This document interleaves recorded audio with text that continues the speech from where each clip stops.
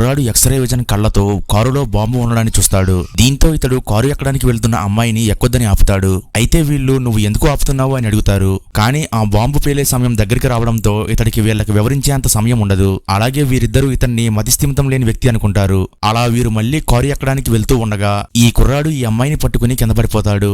అప్పుడు ఈమె స్నేహితురాలు ఈ కుర్రాడు మంచివాడు కాదని అరుస్తూ ఉంటుంది. ఇంతలో ఆ కారులో ఉన్న బాంబు పేలిపోవడం వల్ల కారు బ్లాస్ట్ అయిపోతుంది. అప్పుడు ఈ అమ్మాయి షాక్ అయ్యి నా కారులో బాంబు ఉందన్న విషయం నీకెలా తెలిసింది అని అడుగుతుంది. అయితే ఈ కుర్రాడు కొన్ని గంటల క్రితం రోడ్డుపై ఉన్న చెత్తను ఏరుకుంటూ ఉంటాడు.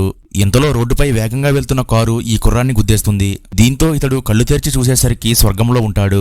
అప్పుడు స్వర్గంలో ఉన్న స్వర్గదేవుడు ఇతడిని చెత్త ఏరుకునే వ్యక్తి అని గుర్తిస్తాడు. అలాగే మా స్వర్గంలో చాలా చెత్త ఉంది, దాన్ని నువ్వు తీసుకువెళ్లి భూలోకంలో పడేయాలని చెప్తారు. ఇంతలో అక్కడున్న ఒక స్వర్గదేవత తన దగ్గర ఉన్న పనికిరాని సంచిని పడేయమని ఇస్తుంది. అయితే ఇందులో ఉన్న పౌడర్ ని రాసుకుంటే ఎక్స్రే విజన్ పవర్స్ వస్తాయి. కానీ వీళ్ళు ఆల్రెడీ దేవుళ్ళు అవడం వల్ల వీరికి ఎలాంటి శక్తులు ముందే ఉంటాయి. అలాగే ఆ స్వర్గంలో మిగిలి ఉన్న వ్యర్థాలను కూడా ఇతన్ని తీసుకువెళ్లమని చెప్తారు. ఆ తరువాత స్వర్గదేవుడు నువ్వు ఈ చెత్తను పడేసిన తరువాత మళ్లీ ఇక్కడికి వచ్చేయాలని చెప్తాడు. కానీ ఈ కుర్రాడు ఇక్కడికి తిరిగి మళ్లీ ఎలా రావాలి అని అడుగుతాడు.